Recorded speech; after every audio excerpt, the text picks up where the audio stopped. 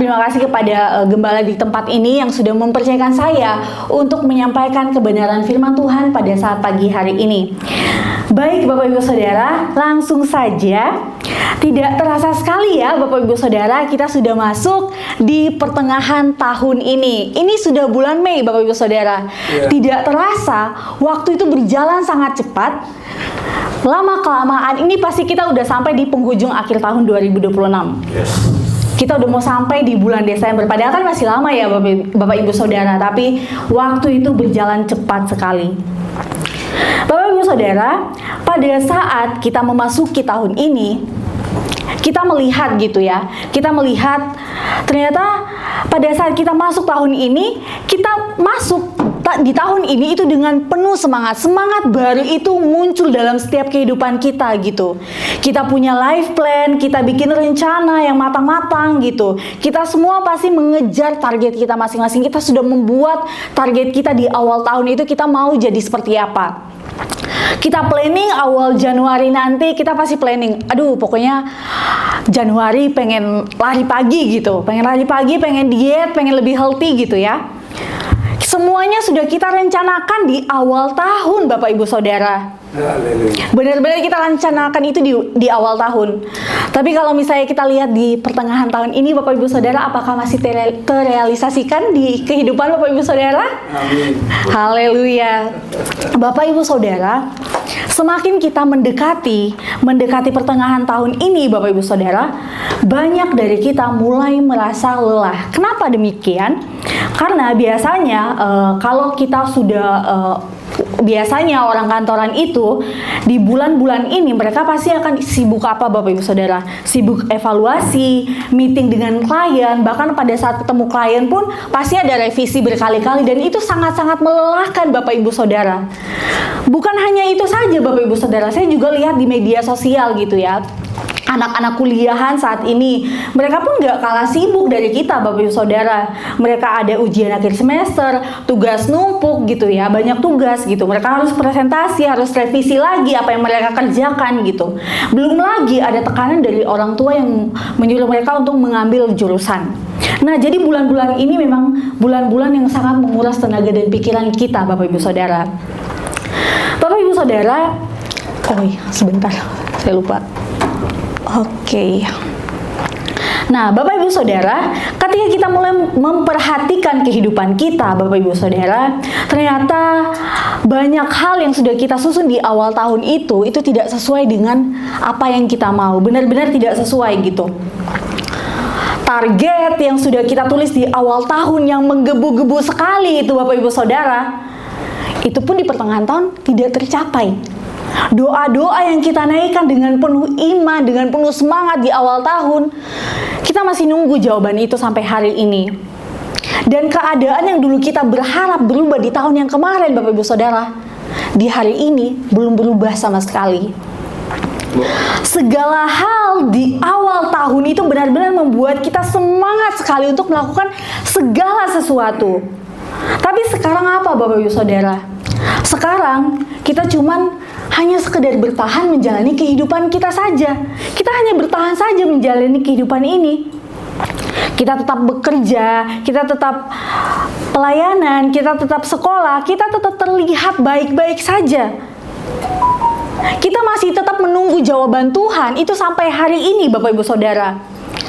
Sedikit-dikit orang pasti akan kalau ketemu kita ya, mereka pasti akan tanya, kamu lagi sibuk apa hari ini gitu? Kapan sukses? Kapan kamu nikah? Terus sebentar. Terus kapan hidup kamu berubah? Itu pasti realita-realita yang terus datang menghampiri kehidupan kita. Pertanyaan-pertanyaan yang terus datang dalam kehidupan kita Bapak Ibu Saudara. Akhirnya kita ada dalam satu titik di mana kita capek mikirin masa depan kita. Kita capek karena hidup itu tidak berjalan sesuai dengan apa yang kita mau, apa yang kita inginkan. Dan ternyata realita itu tidak semudah rencana yang sudah kita susun di awal tahun Bapak Ibu Saudara. Bapak Ibu Saudara, kita mau melihat di sini ya Bapak Ibu Saudara. Dunia itu mengukur kesuksesan lewat seberapa hebatnya kita mengatur, merencanakan kehidupan kita. Kita punya life plan, kita punya tabungan, kita punya investasi jangka panjang, kita punya jadwal harian yang rapi gitu ya Bapak Ibu Saudara. Tapi Bapak Ibu Saudara, semakin kita berusaha untuk mengatur kehidupan kita, merencanakan kehidupan kita, semakin kita menyadari bahwa hidup kita itu tidak berjalan sesuai dengan apa yang kita harapkan. Oke, kita berharap tahun ini akan jadi lebih baik. Tahun ini akan jadi tahun yang, wah ini Caca yang baru ini Pastor Hendrawan yang baru ini. Kita berharap kita menjadi sesuatu yang baru di tahun ini Bapak Ibu Saudara. Tapi ternyata kita menyadari bahwa ternyata perubahan itu tidak sesederhana ganti angka di kalender Bapak Ibu Saudara. Kita sibuk membuat rencana, tapi kita lupa bertanya, rencana siapa sih yang kita kejar? Apa yang kita kejar Bapak Ibu Saudara sampai hari ini? Kita sedang mengejar apa dalam kehidupan ini Bapak Ibu Saudara? Dan kita mulai mempertanyakan hidup kita sama Tuhan. Tuhan, sebenarnya hidup saya tuh Tuhan lagi bawa kemana sih? Rasanya seperti saya tuh bingung melakukan segala sesuatu. Saya harus kemana Tuhan? Itu terus yang kita tanya sama Tuhan. Nah Bapak Ibu Saudara, dan alasan kenapa kita bisa bertahan sampai hari ini, tentunya karena apa? Karena kita pasti mempunyai ayat-ayat yang menguatkan kita sampai hari ini. Amin Bapak Ibu Saudara. Dan salah satu ayatnya itu ada di dalam Amsal 16 ayatnya yang ke-9. Kita baca bersama-sama ayat ini Bapak Ibu Saudara. Hati manusia memikir-mikirkan jalannya, tetapi Tuhanlah yang menentukan arah langkahnya. Saya bacakan bagi Bapak Ibu Saudara. Hati manusia memikir-mikirkan jalannya, tetapi Tuhanlah yang menentukan arah langkahnya. Bapak Ibu Saudara, ketika kita membaca ayat ini ya Bapak Ibu Saudara, ini seperti sebuah motivasi gitu, sebuah penghibur bagi kita gitu. Seperti kayak kita baca ayat ini, ya udahlah ya, Tuhan memang mengatur kok, kita memang membuat segala rencana kok, tapi yang pegang kendali itu semua siapa? Tuhan gitu. Dan itu adalah sesuatu yang mutlak. Dan ketika kita membaca ayat ini akan sangat menenangkan hati pikiran kita Bapak Ibu Saudara. Tapi Bapak Ibu Saudara, yang ingin saya tekankan di sini adalah ayat ini bukan sekedar sebuah kata-kata penghibur saja, tapi ayat ini adalah sebuah teguran. Teguran untuk siapa Bapak Ibu Saudara? Kitab Amsal itu sering dikaitkan dengan masa kejayaan Raja Salomo atau dikaitkan dengan masa pemerintahan Raja Salomo pada saat itu. Khususnya pada masa-masa ketika bangsa Israel itu sedang ada di puncak kejayaan. Di 1 Raja-Raja pasal yang keempat Bapak Ibu Saudara, di situ diceritakan bagaimana Salomo dia mendapatkan hikmat yang sangat luar biasa daripada Tuhan. Raja-raja dari berbagai negeri, Ratu Sheba, bahkan Ratu Sheba datang ke kerajaannya Salomo hanya untuk apa? Hanya untuk melihat hikmat yang Tuhan berikan kepada Salomo gitu. Dan kita di sini melihat bahwa pada zaman itu Bapak Ibu Saudara, Israel itu betul-betul lagi maju-majunya Bapak Ibu Saudara. Pemerintahannya itu teratur, ekonominya kuat, militernya kuat, hubungan diplomatik dengan bangsa-bangsa lain itu juga berjalan dengan sangat baik Bapak Ibu Saudara. Semua itu terlihat sangat stabil dan tertata dengan sangat rapi Bapak Ibu Saudara. Dengan kata lain, masa itu adalah masa ketika perencanaan manusia itu ada di atas puncak tertinggi dalam kehidupan bangsa Israel. Bangsa Israel, mereka punya apa? Mereka punya raja yang berhikmat. Mereka punya sistem yang baik, mereka punya strategi yang baik, mereka punya kemampuan untuk mengatur banyak hal dengan sangat terencana Bapak Ibu Saudara. Bapak Ibu Saudara, tapi Bapak Ibu Saudara, di masa-masa yang paling stabil itu muncul satu penyakit rohani yang memasuki kehidupan bangsa Israel. Bangsa Israel mereka mulai berpikir, kita tahu kok gimana cara hidup yang baik, kita tahu kok cara untuk sukses, kita tahu kok mana yang benar. mana yang salah gitu. Udah tahu kita, ngapain lagi kita? Dan disitulah Bapak Ibu Saudara, Amsal pasal 16 ayat ke-9 ini, Amsal pasal 16 ayat 9 ini mulai berbicara. Hati manusia memikir-mikirkan jalannya. Kata memikirkan di situ Bapak Ibu Saudara itu berarti kehendak hati atau pikiran yang sedang merancang sebuah keputusan. Jadi Bapak Ibu Saudara, ayat ini itu sedang menggambarkan kata memikirkan ini itu bukan tentang hati yang merasa, bukan tentang perasaan Bapak Ibu Saudara, tidak berbicara tentang perasaan, tapi kata memikirkan di sini itu berbicara tentang apa? Tentang hati yang sedang merancang keputusan, yang sedang menetapkan keputusan gitu. Jadi ayat ini sedang menggambarkan bahwa apa? Bahwa manusia dengan seluruh kehendak dan pikirannya itu sibuk menyusun rencana kehidupannya dan menentukan arah yang ia anggap baik bagi kehidupannya sendiri, Bapak Ibu Saudara. Dan kalau kita melihat Bapak Ibu Saudara, masalahnya itu bukan pada rencananya, bukan pada rencananya Bapak Ibu Saudara, tapi kepada apa? Kepada obsesi manusia untuk mengambil alih kehidupannya, untuk mengendalikan kehidupannya. Kita seringkali seperti itu Bapak Ibu Saudara. Kita ingin mengendalikan kehidupan kita. Manusia, kita itu ingin memastikan bahwa setiap langkah kita seolah kalau kita berpikir cukup keras, kita berpikir cukup pintar menata kehidupan kita, semua akan berjalan sesuai dengan rencana kita. Kita bisa memegang kendali atas setiap kehidupan kita, Bapak Ibu Saudara. Tapi Bapak Ibu Saudara, di ayat ini hati manusia memikir-mikirkan jalannya itu tidak muncul begitu saja dari sebuah pikiran kosong Salomo, Bapak Ibu Saudara. Dia cuma tidak bicara kosong gitu, tapi yang dia lakukan adalah dia mengobservasi bangsanya sendiri. Itu lahir dari observasinya akan bangsanya sendiri. Kenapa? Karena bangsa yang bijak secara teori, mereka mulai menggantikan kebergantungan mereka kepada Tuhan dengan apa? Dengan perencanaan mereka sendiri, dengan hikmat mereka sendiri. Mereka sudah menggeser posisi itu, posisinya yang tadi Tuhan paling tinggi, tapi yang paling tinggi sekarang apa bagi kehidupan mereka?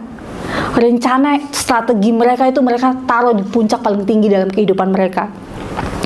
Nah, Bapak Ibu Saudara, mereka lebih percaya pada strategi logika yang mereka miliki. Itulah akar dari persoalan ayat ini, Bapak Ibu Saudara. Manusia ingin menjadi perencana utama atas hidupnya, di mana bahwa keyakinan akan hikmat dan rencana manusia itu cukup menjamin masa depan. Kalau di masa Salomo, Bapak Ibu Saudara, bangsa Israel itu terlalu percaya pada hikmat mereka sendiri. Maka di zaman kita bentuknya itu berubah, tapi isinya sama. Kita hidup di era di mana perencanaan itu dianggap sebagai apa? Sebagai tanda kesuksesan. Sejak muda, kita masih muda nih, kita pasti diajarkan sama orang tua kita gitu. Kita harus buat target hidup kita apa? Kita harus punya visi misi dalam kehidupan kita. Kalau kita nggak punya, berarti kita nggak bisa jalan di dunia ini, Bapak Ibu Saudara. Kita harus memastikan bahwa kehidupan kita itu berjalan sesuai dengan jadwal yang sudah kita susun gitu.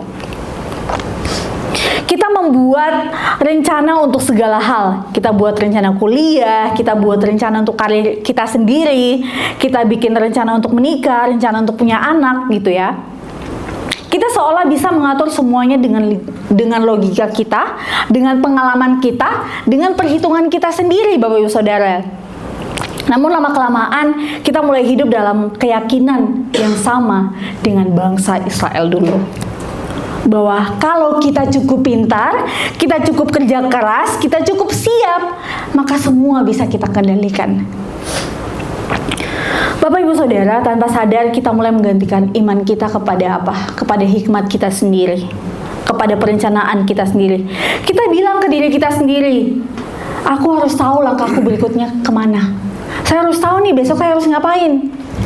Padahal kita nggak tahu, kita bahkan nggak tahu apa yang akan terjadi besok tuh kita nggak tahu, Bapak Ibu Saudara. Kita sibuk nyusun rencana kita, tapi di balik itu sebenarnya kita sedang berusaha untuk apa, Bapak Ibu Saudara?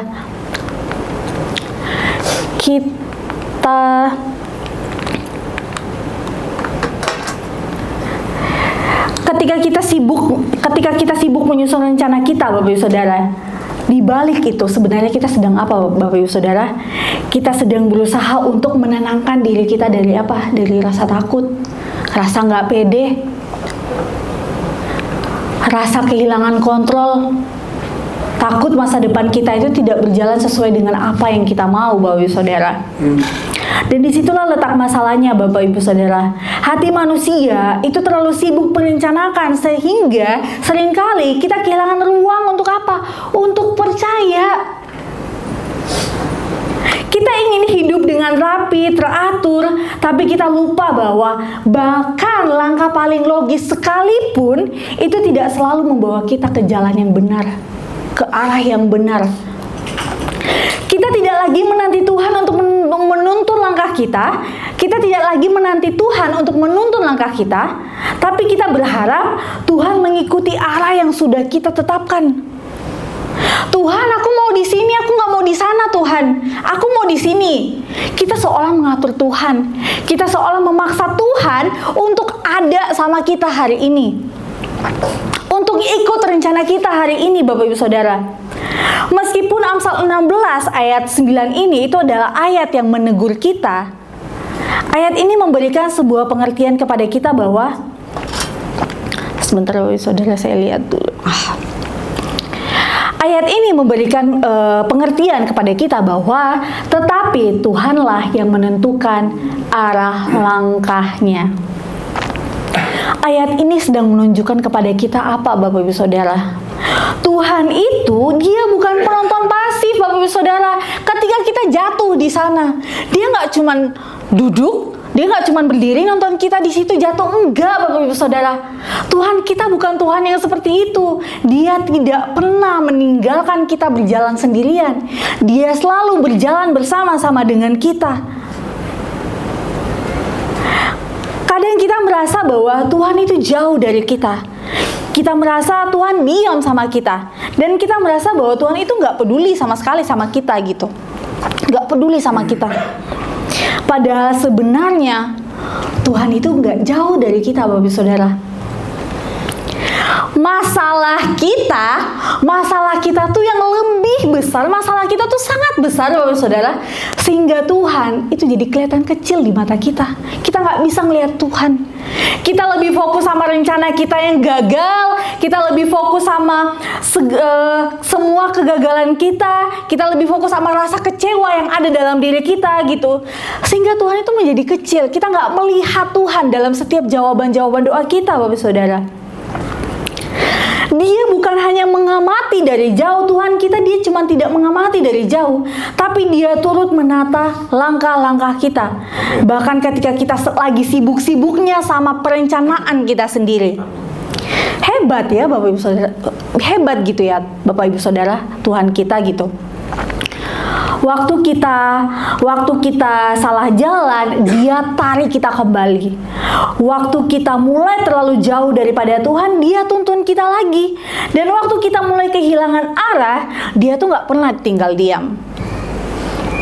Di balik teguran ini, Bapak Ibu Saudara, di balik teguran Tuhanlah yang menentukan arah langkahnya, itu adalah sebuah penegasan penting bahwa Tuhan itu tetap bekerja di tengah kerapuhan rencana manusia. Rencana manusia rapuh nggak, Bapak Ibu Saudara? Rapuh, Bapak Ibu Saudara, sangat rapuh. Karena hikmat manusia itu ada batasnya dan rencana Tuhan itu tidak pernah berhenti berjalan dalam kehidupan kita.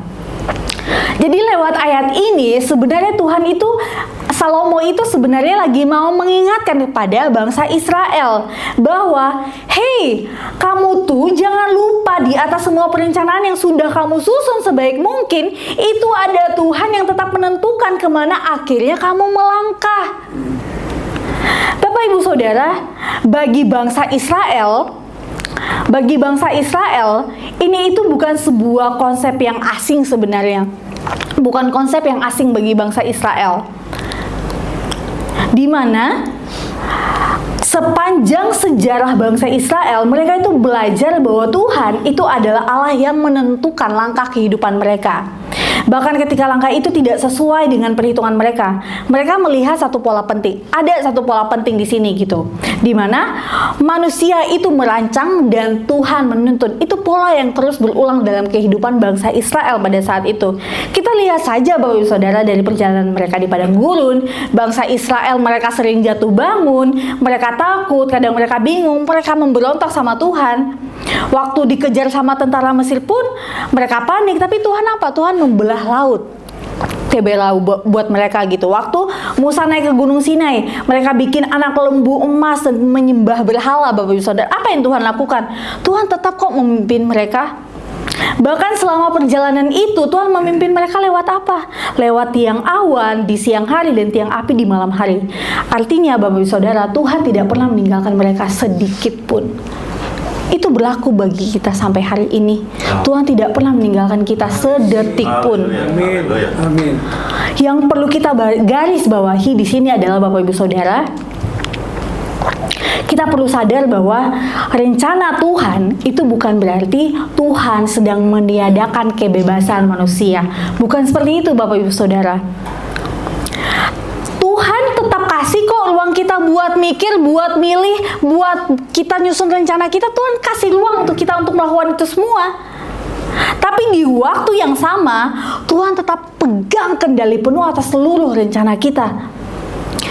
Kemana akhirnya hidup kita berjalan, itu Tuhan yang pegang penuh kehidupan kita Bapak Ibu Saudara. Jadi sebenarnya rencana Tuhan dan rencana manusia itu bukan dua hal yang saling bertabrakan Bapak Ibu Saudara. Tidak. Tapi rencana Tuhan dan rencana manusia itu adalah apa? Mereka itu berjalan berdampingan. Amin. Di bawah kendali dan kedaulatan Tuhan yang sempurna. Amin. Bapak Ibu Saudara, kita lihat ayat ini Bapak Ibu Saudara. Tetapi Tuhanlah yang menentukan arah langkahnya. Kata menentukan di situ berarti mengarahkan, menetapkan, dan memantapkan. Dengan kata lain, manusia itu boleh merancang kehidupannya, tetapi hanya Tuhan yang mampu memantapkan langkah itu untuk berdiri teguh. Haleluya. Amin Bapak Ibu Saudara. Amin. Kita semua pasti punya pengalaman di mana kita gagal membuat rencana kita. Yang tadinya pintu itu terbuka lebar bagi kita ya, sekarang kelihatannya ketutup. Mungkin kita sedang berada dalam hubungan yang berantakan hari ini. Kita merasa bahwa doa kita belum dijawab sama Tuhan hari ini Bapak Ibu Saudara. Kita sudah merancangkan semuanya dengan matang, tapi kenapa kita sampai bertanya sama Tuhan kayak gini? Kita mulai tanya sama Tuhan, kenapa sih Tuhan biarin semua ini terjadi? Padahal saya sudah merencanakan segalanya itu dengan matang, tapi kenapa masih gagal Tuhan? Mungkin di saat-saat seperti itulah Bapak Ibu Saudara, Tuhan sedang bekerja bukan untuk menghancurkan rencana kita, tapi untuk mengarahkan kita kepada sesuatu yang lebih kita butuhkan. Tuhan tidak selalu memberikan kita jalan yang lurus Bapak Ibu. Kadang ia malah menuntun kita lewat belokan-belokan yang tampaknya tidak masuk akal. Dan di setiap belokan itu bukan suatu kebetulan Bapak Ibu Saudara. Itu adalah bagian dari rencana Tuhan yang lebih besar, rencana yang hanya bisa dimengerti kalau kita berhenti melawan dan mulai untuk percaya. Rencana Tuhan itu bukan rencana yang membuat kita cemas Bapak Ibu Saudara, bukan membuat kita khawatir. Kalau kita masih khawatir Bapak Ibu Saudara, itu kita pakai logika kita sendiri, kita pakai cara kita sendiri. Melainkan rencana Tuhan itu adalah rencana yang menenangkan hati, karena di dalamnya kita nggak butuh tahu semuanya, kita nggak butuh tahu segala halnya tuh. Yang kita butuh, yang perlu kita tahu adalah apa Bapak Ibu Saudara? Bahwa Dia selalu tahu kemana kita harus melangkah. Untuk itulah Bapak Ibu Saudara, ketika Yesus dia naik ke sorga Bapak Ibu Saudara, Dia meninggalkan seorang penolong, yaitu Roh Kudus. Ketika kita mulai bingung menentukan arah hidup kita, Roh Kudus Dia datang menuntun hidup kita.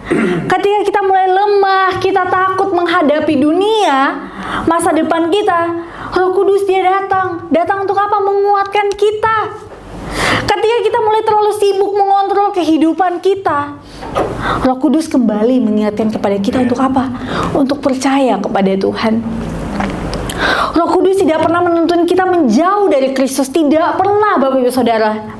Roh Kudus selalu membawa kita kembali kepada Kristus, mengingatkan kita bahwa di kayu salib Yesus sudah lebih dulu memegang kehidupan kita. Masalah terbesar manusia itu bukan karena dia tidak tahu masa depannya, Bapak Ibu Saudara, bukan.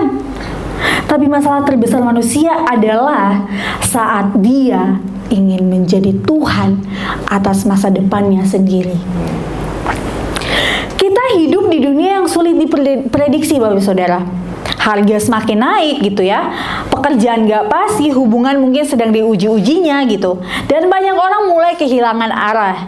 Kita berusaha sekuat tenaga untuk apa? Untuk menyusun rencana kita agar apa? Agar kehidupan kita itu stabil. Kita sibuk menyusun itu semua dalam kehidupan kita, Bapak Ibu Saudara.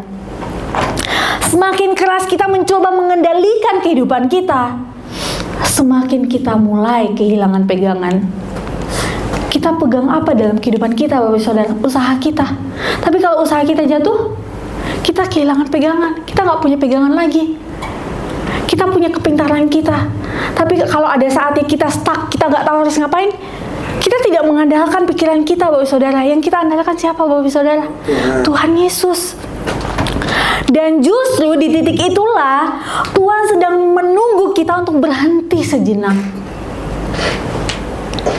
Berhenti dari semua rencana kita, berhenti dari semua target kita, berhenti dari semua keinginan kita untuk memegang kendali.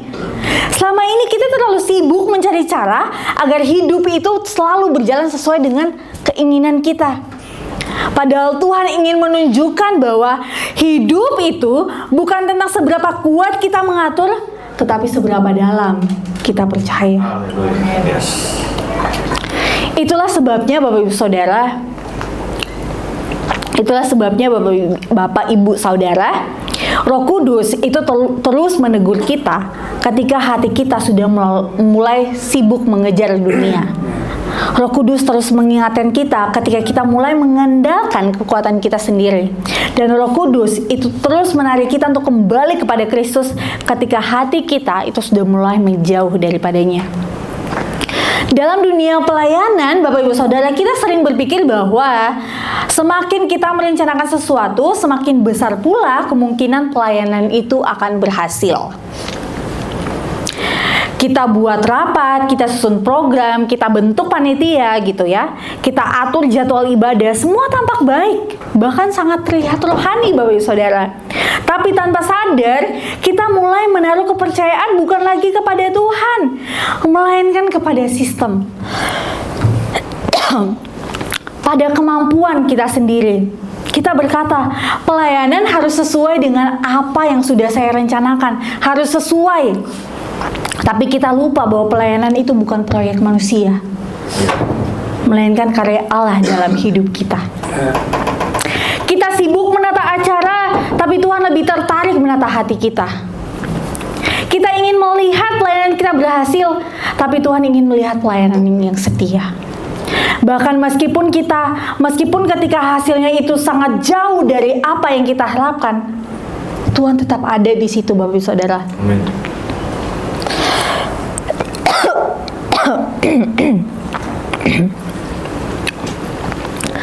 Yesus, dia tidak datang untuk membuktikan betapa hebatnya rencana manusia,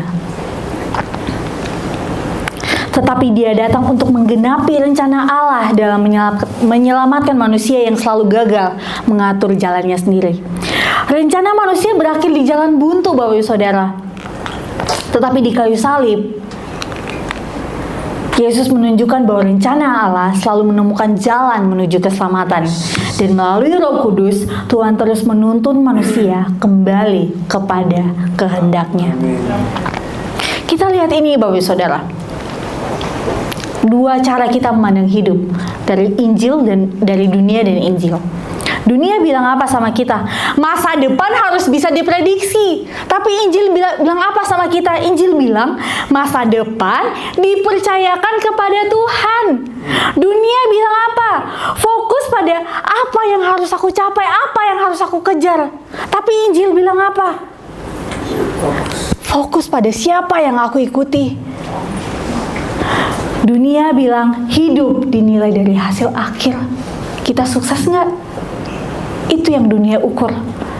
Tapi Injil bilang hidup dinilai dari proses pembentukan Tuhan.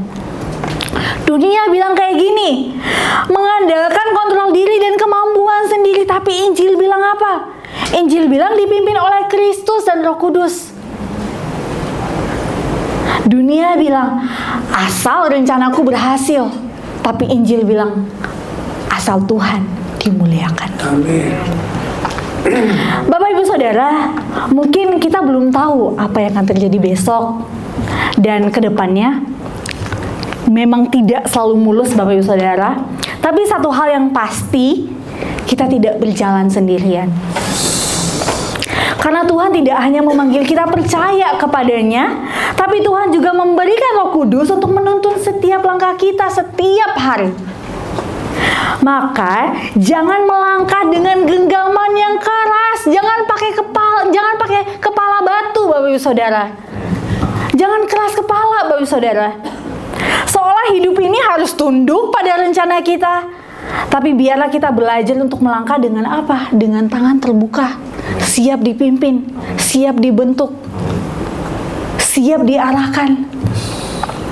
Karena dalam rencana Tuhan, belokan bukan kesalahan, penundaan bukan kegagalan, dan luka bukan akhir cerita. Amin. Keadaan boleh berubah, tetapi Tuhan yang menuntun langkah kita tidak pernah berubah. Jadi, biarlah hari ini bukan tentang seberapa rapi kita menyusun rencana kita, melainkan seberapa dalam kita berani percaya kepada Tuhan yang sudah lebih dulu berjalan di depan kita. Dan tetap setia menuntun kita melalui Roh Kudus-Nya. Keadaan boleh berubah, tetapi Tuhan yang menuntun langkah kita tidak pernah berubah. Amin. Demikian kebenaran firman Tuhan. Kita bersatu dalam doa. Terima kasih Tuhan Yesus, terima kasih banyak Bapak yang baik untuk setiap kebenaran firman-Mu yang kami terima pada hari ini Tuhan.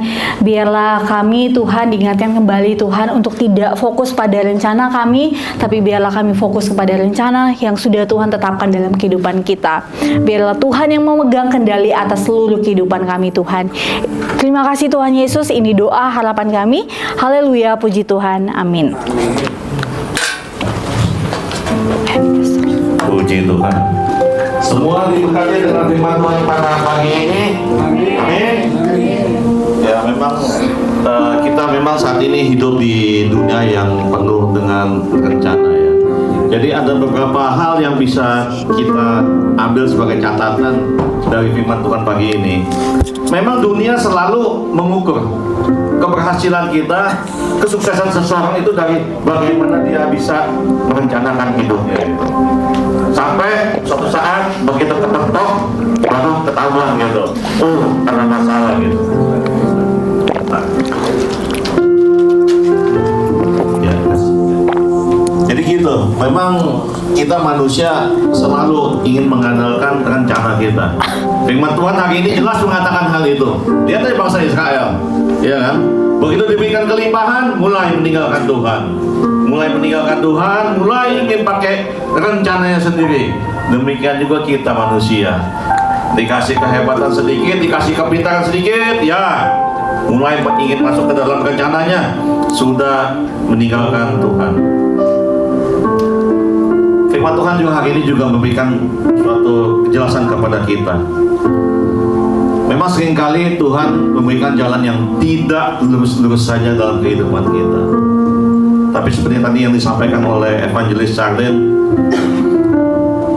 bukannya Tuhan tidak punya rencana, pasti dia punya rencana yang terbaik terhadap kita. Jalannya memang berbelok-belok ya tadi ya, tapi dia pasti punya rencana yang terbaik. Bapak Ibu, hari ini juga bertepatan dengan peringatan pencurahan Roh Kudus. Tadi juga sudah disampaikan oleh Evangelis Charlie melalui firman Tuhan hari ini, bagaimana kita harus bisa menyerahkan segala sesuatunya dengan pimpinan Roh Kudus. Kita telah diberikan kuasa Roh Kudus sebelum Yesus naik ke surga. Dia sudah mengatakan itu. Kamu akan menerima kuasa. Dan tepat hari ini kita memperingati pencurahan Roh Kudusnya. Yesus Kristus, dia datang tidak untuk membuktikan betapa hebatnya rencana kita, tetapi dia untuk menggenapi rencana Allah yang untuk menyelamatkan manusia yang memang seringkali gagal dalam jalannya sendiri. Luar biasa firman Tuhan hari ini. Rencana manusia seringkali berakhir di jalan yang buntu. Tapi hari ini kita belajar di kayu salib, Yesus Kristus menunjukkan bahwa rencana Allah selalu menemukan jalan menuju keselamatan. Terima kasih Evangelis Charlene atas firman Tuhannya yang disampaikan pada pagi menjelang siang ini. Charlene ini rekan sekolah saya. Kita sama-sama menempuh S2 teologi. Waktu wisuda, ini adalah wisudawan termuda dengan prestasi yang sangat baik, magna cum laude. Namun sayang, kan IP-nya 38 kan IP-nya. Jago nih, pintar sekolahnya nih. Nah, tapi sayangnya ya ini yang pertama kali Charlene membawakan firman Tuhan di tempat ini. Tapi kita berdoa bukan yang terakhir kali ya. Karena mulai bulan depan, mulai Juni, Charlene akan kembali lagi ke kota kelahirannya, ke Kupang. Karena di sana dia harus membantu orang tuanya untuk sekolah ya, sekolah yang didirikan orang tua di sana ya. Nanti dalam doa syafaat kita akan doakan Charlene biar dipakai Tuhan lebih lagi dimanapun Tuhan mengutus Charlene. Charlene, jangan lupa ya nanti kalau pas liburan ke Jakarta, mampir lagi ke gereja ini, mampir juga ke Vanchas Gading Serpong. Amin. Ya Bapak Ibu, itu saja. Mungkin ada pengumuman. Oke, ini mengenai persembahan. Jadi gereja kita memang tidak mengedarkan kantung persembahan, dan memang kita mengencourage jemaat untuk bisa dengan sukacita mengatakan persembahannya sendiri, karena persembahan ini harusnya bersifat sukacita, itu tidak ada keharusan atau ketentuan dari gereja, tapi silakan Bapak Ibu untuk melakukan persembahan dengan sukacita saja. Di situ ada barcode, bisa juga lewat barcode, bisa juga lewat amplop yang ada disediakan di depan, dan bisa juga ditransfer melalui rekening gereja di BCA 10559679888. Ada lagi yang lain? Ya Bapak Ibu, minggu depan seperti diumumkan oleh Pak Gembala, oleh Pastor Jimmy, seharusnya saya membawakan khotbah di sini. Namun karena satu dan lain hal saya berhalangan hadir. Jadi khotbah minggu depan akan dibawakan oleh Pastor Desire Rampengan. Pastor Desire ini adalah istri dari Pastor Anton, Gembala Vanchas di Gading Serpong. Tadi saya sudah diinfo.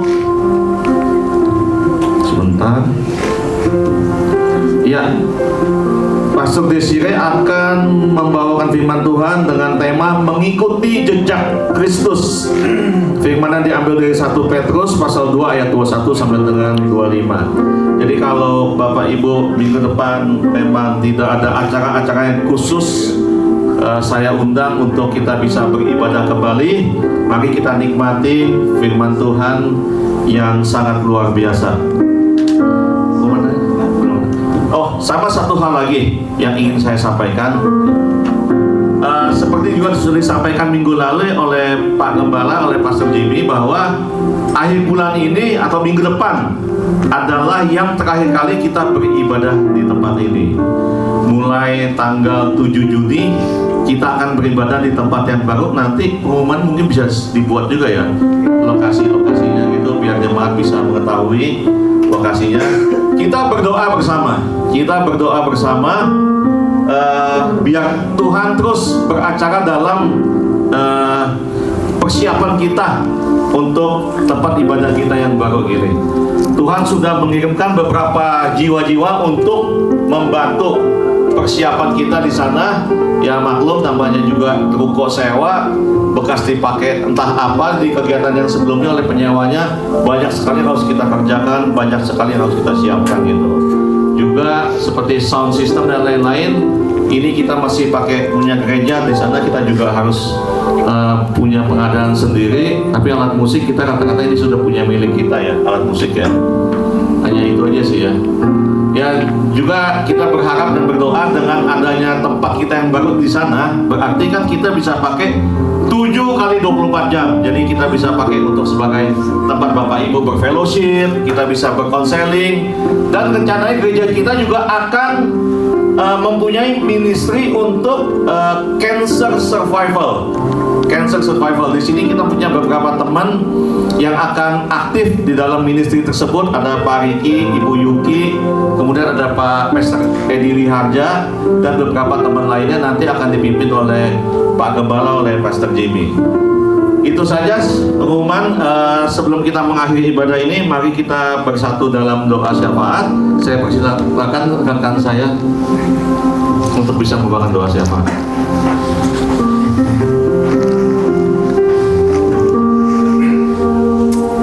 Haleluya. Suara habis nyanyi dari semalam soalnya saya. Dari semalam sampai dari pagi. Saudara, ini hal yang luar biasa. Amin. Hari ini Tuhan mencurahkan Roh Kudus-Nya buat saudara saya. Amin. Hari ini saya itu sebenarnya nggak ikut bagian dalam pelayanan ini ya kan, cuma anak-anak aja. Tapi puji Tuhan lah, ini pertama kali saya ambil bagian dalam pelayanan anak-anak saya. Jadi biasanya kami nggak pernah ketemu. Jadi kalau hari Minggu itu nggak pernah ketemu. Anak saya pelayanan di mana, saya pelayanan di mana gitu kan. Tapi hari ini saya diminta doa sama. Tadi saya pikir, wah emang pastor kita ini suka bikin kejutan ya kan. Tapi saya bersyukur untuk hari ini bisa bersama-sama anak-anak untuk melayani tempat ini. Bapak Ibu Saudara, karena hari ini hari pencurahan Roh Kudus, sebelum kita berdoa ada satu lagu saudara, refnya saja kita nyanyikan sama-sama sebelum kita berdoa.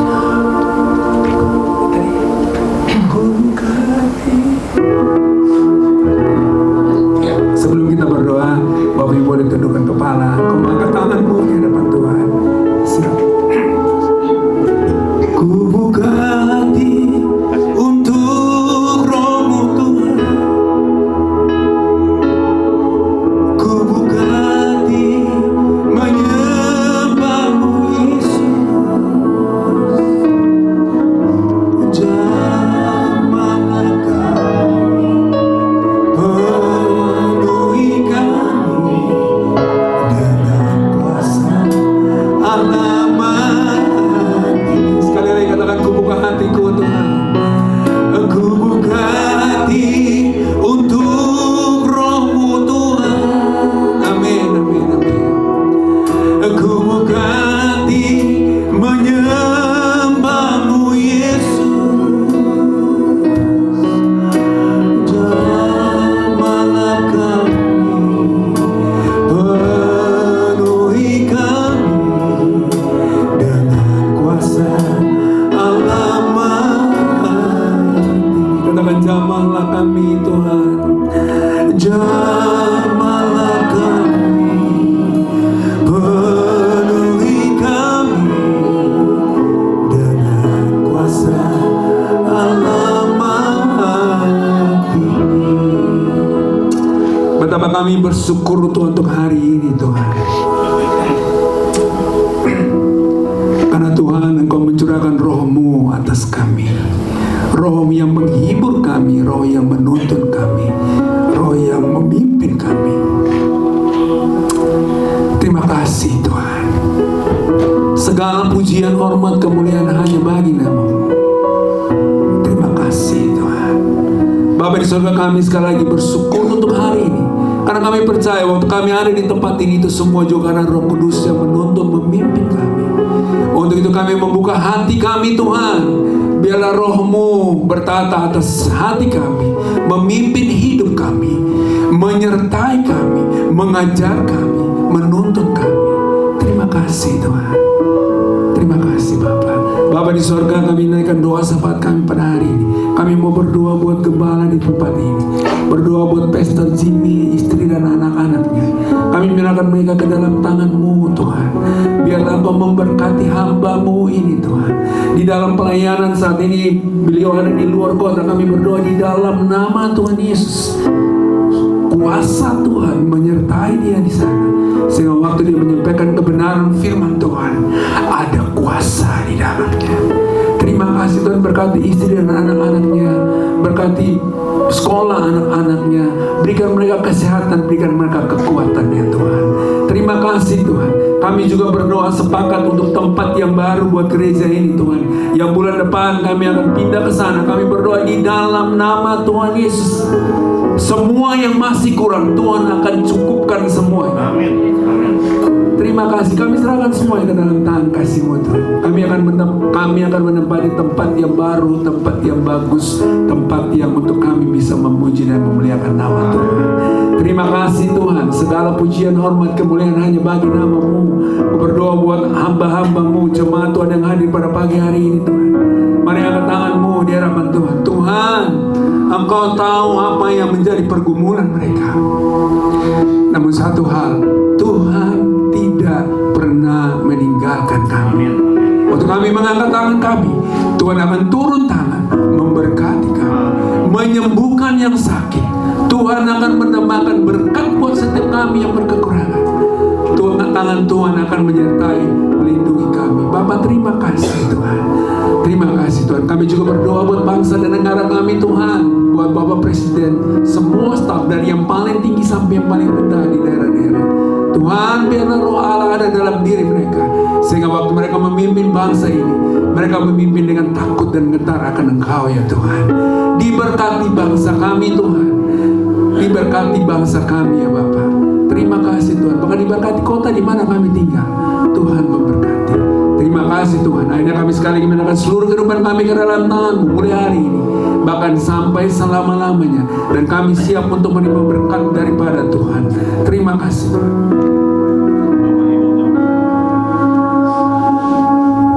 Bapak Ibu jemaat Tuhan yang dikasihi Allah, saya undang untuk kita bangkit berdiri.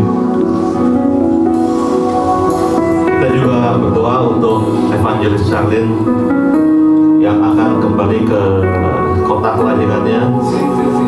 Kita doakan kemanapun engkau diutus Tuhan, apapun yang hendak Tuhan lakukan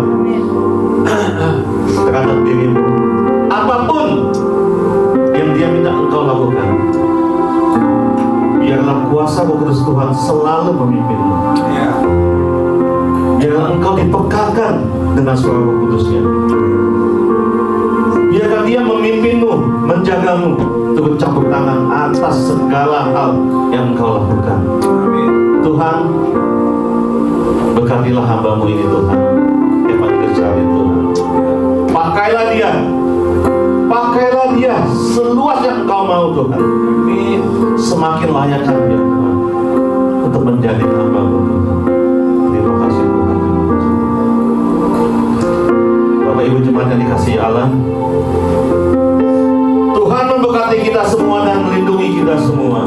Katakan amin. Tuhan menyinari kita dengan wajah-Nya dan memberikan kasih karunia-Nya. Katakan amin. Tuhan menghadapkan wajah-Nya kepada kita dan memberikan damai sejahtera-Nya. Katakan amin.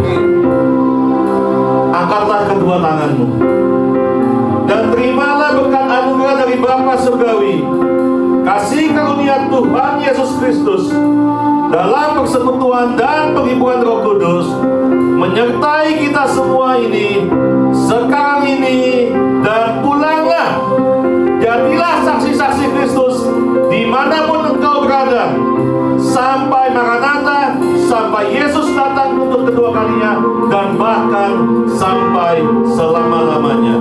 Dalam berkat kasih dan nama Tuhan Yesus Kristus, haleluya, amin.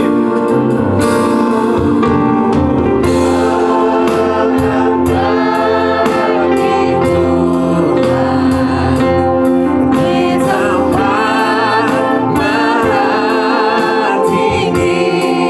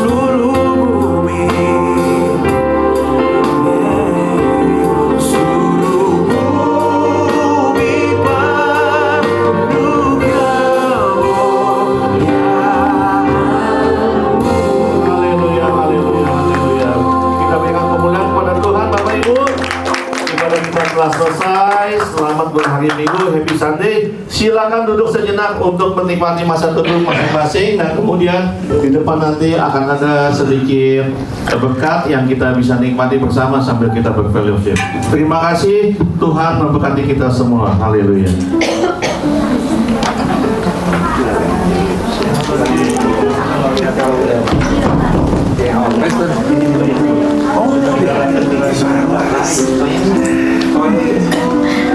Tinggi ya? Iya. Orang Kupang. 2 minggu lalu saya di minggunya sini yang habis orang Kupang. Orang dari Oipura. Oh iya. Iya aku Bobo. Bobo dekat mana?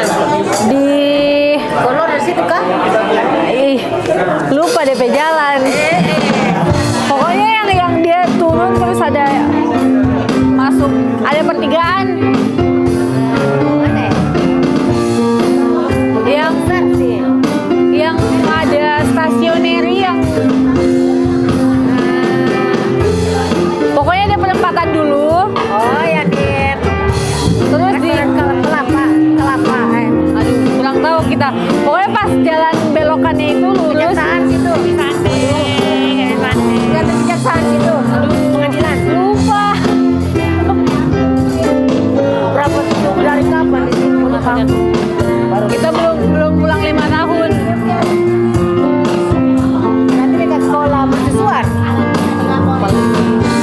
Kan mercusuar perempatan. Kan dari Polda. Yang Polda kan? Bundaran Polda tahu kan? Iya, aduh. Polda. Oh, tahu. Kan lurus terus. Kan ini kan bundaran Polda kan? Bundaran Polda. Terus ini belok sana. Oh, berarti dekat gereja Katolik kan? Aduh, tolong lupa kita. Banyak jalan sini, banyak jalan. Oh iya. Belum lagi nih jembatan Lili Basi 2 nih. Gandengan. Iya. Terus menentar. Mereka panggil. Nah, kakak nggak boleh pergi kalau belum makan. Oke, thank you.